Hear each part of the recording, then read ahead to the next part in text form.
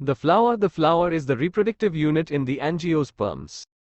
It is meant for sexual reproduction. A typical flower has 4 different kinds of whorls arranged successively on the swollen end of the stalk or pedicel, called thalamus or receptacle. These are calyx, corolla, androecium and gynoecium.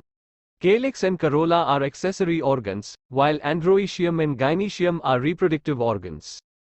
In some flowers like lily, the calyx and corolla are not distinct and are termed as perianth.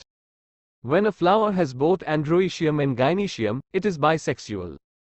A flower having either only stamens or only carpels is unisexual. In symmetry, the flower may be actinomorphic, radial symmetry, or zygomorphic, bilateral symmetry. When a flower can be divided into 2 equal radial halves in any radial plane passing through the center, it is said to be actinomorphic, e.g., mustard, datura, chili. When it can be divided into 2 similar halves only in one particular vertical plane, it is zygomorphic, e.g., pea, gulmohar, bean, cassia. A flower is asymmetric, irregular, if it cannot be divided into 2 similar halves by any vertical plane passing through the center, as in canna. A flower may be trimerous, tetramerous or pentamerous when the floral appendages are in multiple of 3, 4 or 5, respectively. Flowers with bracts reduced leaf found at the base of the pedicel are called bracteate and those without bracts, abracteate. Based on the position of calyx, corolla and androecium in respect of the ovary on thalamus, the flowers are described as hypogynous, perigynous and epigynous, figure 5.13. In the hypogynous flower the gynoecium occupies the highest position while the other parts are situated below it.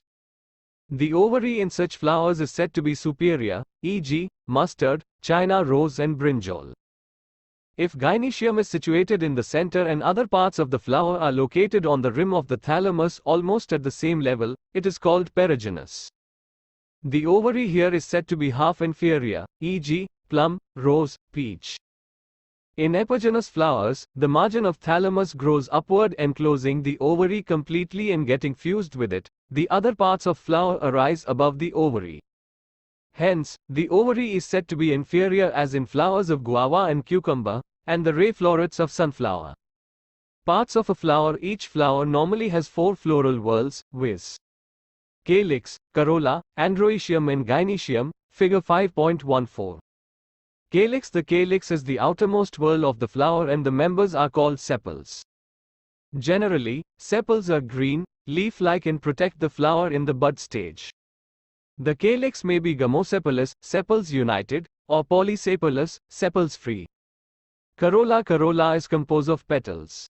Petals are usually brightly colored to attract insects for pollination. Like calyx, corolla may also be gamopetalous, petals united, or polypetalous, petals free. The shape and color of corolla vary greatly in plants. Corolla may be tubular, bell-shaped, funnel-shaped or wheel-shaped. Aestivation, the mode of arrangement of sepals or petals in floral bud with respect to the other members of the same whorl is known as aestivation. The main types of aestivation are valvate, twisted, imbricate and vexillary, figure 5.15. When sepals or petals in a whorl just touch one another at the margin, without overlapping, as in calotropes, it is said to be valvate. If one margin of the appendage overlaps that of the next one and so on as in China rose, lady's finger and cotton, it is called twisted.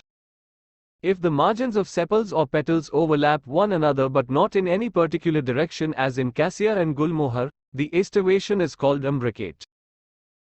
In pea and bean flowers, there are 5 petals. The largest, standard, overlaps the 2 lateral petals, wings, which in turn overlap the 2 smallest anterior petals, keel. This type of aestivation is known as vexillary or papilionaceous.